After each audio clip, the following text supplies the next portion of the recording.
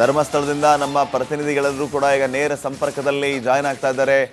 ಅಭಿಷೇಕ್, ಮಾರುತಿ ಹಾಗೇನೆ Nagendra Babu. S Abhishek, ತಾವೀಗ bus ನಿಲ್ದಾಣದ ಹತ್ರ ಇದೀರಿ. ಸಾಕಷ್ಟು ಸಂಖ್ಯೆಯಲ್ಲಿ ಧರ್ಮಸ್ಥಳಕ್ಕೆ ಭಕ್ತಗಣ ಬರ್ತಾ ಇದ್ದಾರೆ. ಧರ್ಮಸ್ಥಳದ ಸ್ಥಳೀಯರನ್ನು ಕೂಡ ನೀವು ಮಾತಾಡಿಸುವಂತ ಕೆಲಸವನ್ನು ಈಗಾಗಲೇ ಮಾಡಿದ್ದೀರಿ. ಈ ರೀತಿಯ ಕ್ಷೇತ್ರದ ಬಗೆಗಿನ ಅಪಪ್ರಚಾರದ ಬಗ್ಗೆ ಅವರು ಆಕ್ರೋಶವನ್ನು ವ್ಯಕ್ತಪಡಿಸ್ತಾ ಇದ್ರು. ಉತ್ಖನನ ಬೇಕಾದಷ್ಟು ಮಾಡಲಿ, ಕ್ಷೇತ್ರದ ಕಳಂಕ ಹೋಗ್ಲಿ ಅನ್ನುವಂಥ ಮಾತುಗಳನ್ನು ಅವರು ಆಡ್ತಾ ಇದ್ರು. ಸೊ ಇವತ್ತು ಉತ್ಖನನ ಇರೋದಿಲ್ಲ, ಆದ್ದರಿಂದ ನಾವು ಏನನ್ನ ನಿರೀಕ್ಷೆ ಮಾಡಬಹುದು? ಇವತ್ತು ಏನೆಲ್ಲ ಅಪ್ಡೇಟ್ಸ್ ಕೊಡ್ತೀರಿ?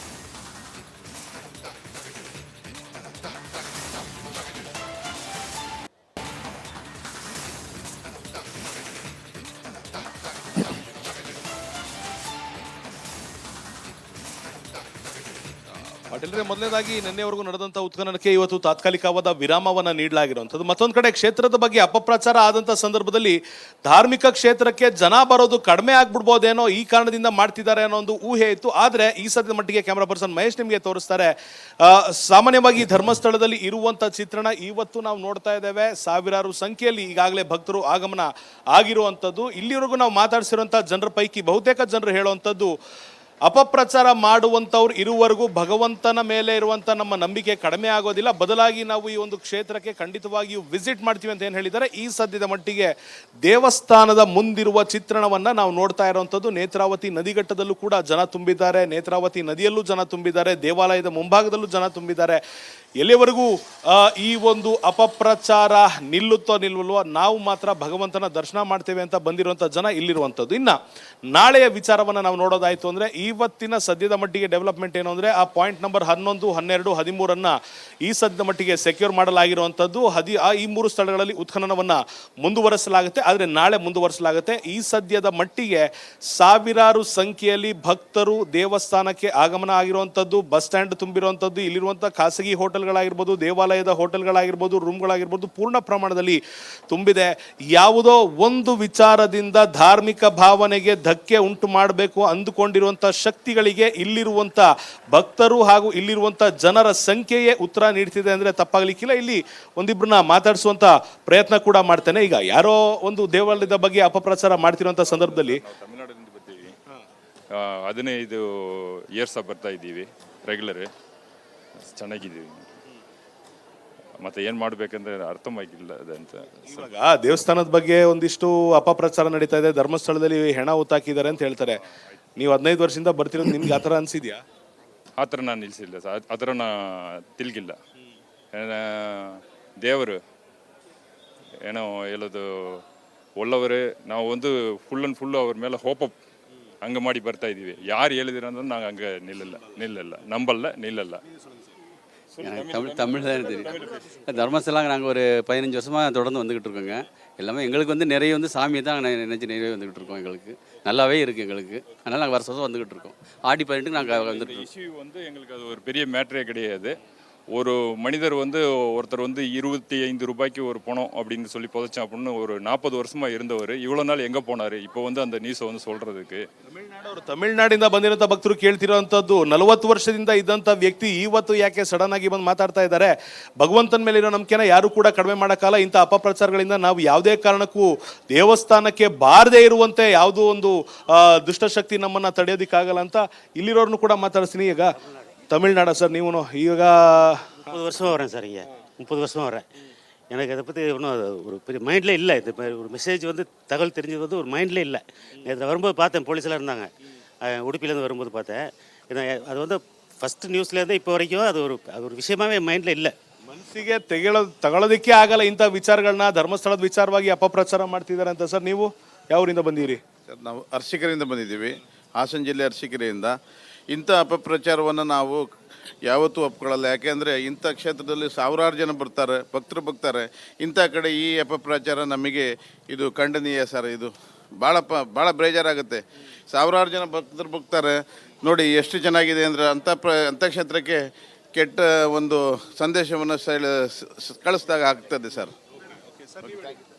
ಸರ್, ಧರ್ಮಸ್ಥಳ ಅನ್ನೋದು ನಮ್ಗೆ ಇತಿಹಾಸದಲ್ಲಿ ಒಂದು ಇದ್ರ ಬಗ್ಗೆ ಅಪಪ್ರಚಾರ ಮಾಡೋರು ಅದು ತಪ್ಪು.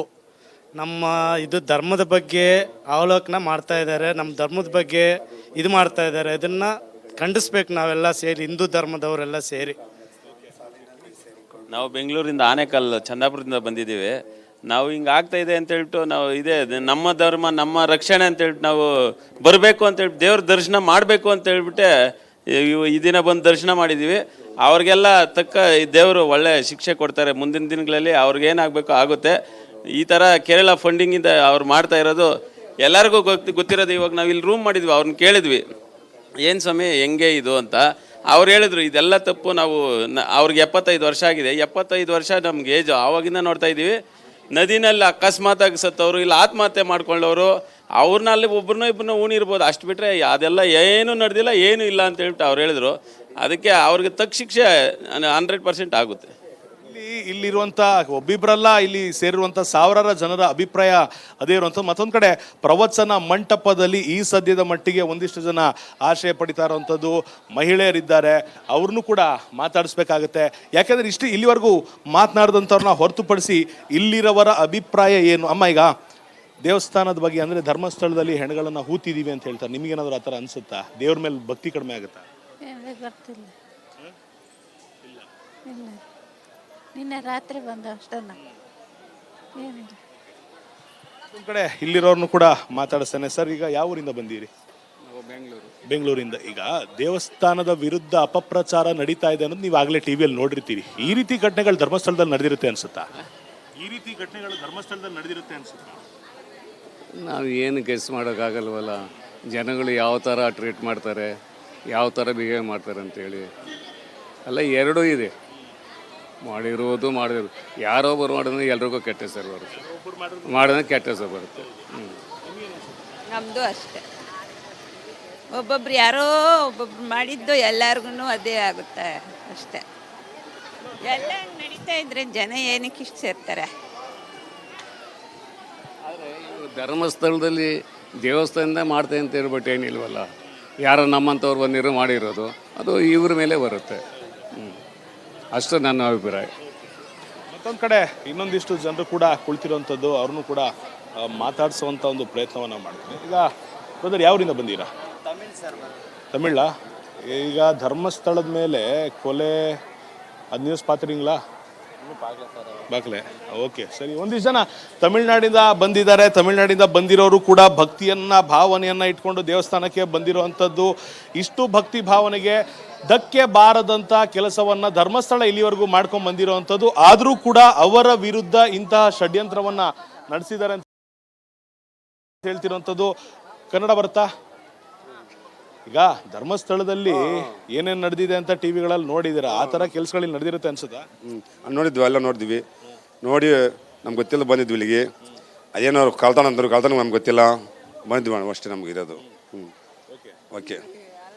ಇಲ್ಲಿಗೆ ಜನರಿಗೆ ಒಂದು ಇಲ್ಲಿ ಖಾತ್ರಿ ಆಗ್ತಿರುವಂಥದ್ದು, ಭಕ್ತಿ ಭಾವನೆಯನ್ನು ಕಡಿಮೆ ಮಾಡೋದಕ್ಕಾಗಲ್ಲ. ಪರ ರಾಜ್ಯಗಳು ಅಂದರೆ ಈ ಹಿಂದೂ ಧರ್ಮವನ್ನು ಅಳಿಸಿ ಹಾಕುವಂಥ ನಿಟ್ಟಿನಲ್ಲಿ ಮಾಡ್ತಿರುವಂಥ ಇಂಥ ದುಷ್ಕೃತ್ಯಗಳಿಗೆ ಉತ್ತರ ಕೊಡೋದಕ್ಕಾದರೂ ನಾವು ದೇವಸ್ಥಾನಕ್ಕೆ ಅಧಿಕ ಸಂಖ್ಯೆಯಲ್ಲಿ ಬರಬೇಕು, ಹಿಂದೂಗಳ ಶಕ್ತಿಯನ್ನು ತೋರಿಸ್ಬೇಕು, ನಮ್ಮ ಧರ್ಮದ ಶಕ್ತಿಯನ್ನು ತೋರಿಸ್ಬೇಕು ಅಂತ ಇಲ್ಲಿರುವಂಥ ಒಂದಿಷ್ಟು ಜನರು ಹೇಳ್ತಿರುವಂಥದ್ದು. ಪ್ರಾಬಬ್ಲಿ ಇಲ್ಲಿ ಕೇವಲ ಬ್ಯಾಚುಲರ್ಗಳಂತಲ್ಲ, ಫ್ಯಾಮಿಲಿ ಸಮೇತ ಬರ್ತಿದ್ದಾರೆ. ಸರ್, ಈಗ ಧರ್ಮಸ್ಥಳದ ವಿಚಾರವಾಗಿ ಇಲ್ಲಿ ಹೆಣಗಳನ್ನು ಹೂತಿದ್ದಾರೆ, ಕುಟುಂಬದ ಕೈವಾಡ ಇದೆ ಅಂತ ವ್ಯಕ್ತಿ ಹೇಳ್ತಿದ್ದಾನಲ್ಲ, ಏನು ಅನ್ಸುತ್ತೆ ಅದನ್ನು ನೋಡಿದಾಗ ನಿಮಗೆ? ಸರ್, ನಮಗೆ ಇದ್ರ ಬಗ್ಗೆ ಯಾವುದೇ ರೀತಿ ಮಾಹಿತಿ ಇಲ್ಲ. ನಾವು ದೇವ್ರ ದರ್ಶನಕ್ಕೆ ಬಂದಿದ್ದೀವಿ, ದೇವ್ರ ದರ್ಶನ ಮುಗಿಸ್ಕೊಂಡು ಹೋಗ್ತಿದ್ವಿ. ಅಷ್ಟು ಬಗ್ಗೆ ಅಷ್ಟು ಇನ್ಫಾರ್ಮೇಷನ್ ನಮಗೇನಿಲ್ಲ ಅದ್ರ ಬಗ್ಗೆ. ಇಲ್ಲಿ ದೇವರಿಗಿರುವಂಥ ನಂಬಿಕೆಯನ್ನು ಯಾರು ಅಳ್ಸಕ್ಕೆ ಆಗೋದಿಲ್ಲ ಅನ್ನೋದನ್ನ ಒಂದು ಸಾರಾಂಶವಾಗಿ ಹೇಳ್ಬೋದಾಗಿರುವಂಥದ್ದು ಪಾಟೀಲ್ರೆ.